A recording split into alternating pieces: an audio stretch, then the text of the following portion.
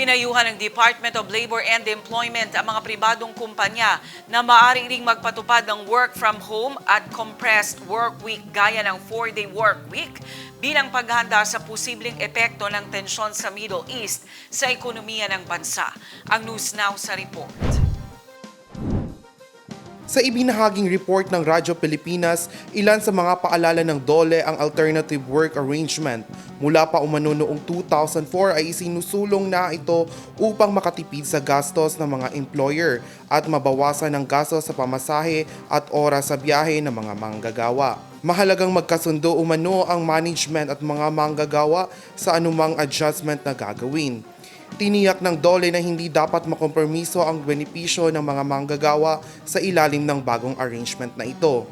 Ayon kay Attorney Alvin Curada ng Bureau of Working Condition, ang mahalaga ay mapaabot ang mga target working hour sa loob ng isang linggo, habang pinoprotektahan ng mga pakapakanan ng bawat panig ayon sa report. Kenneth Ogaya, iMinds, Philippines.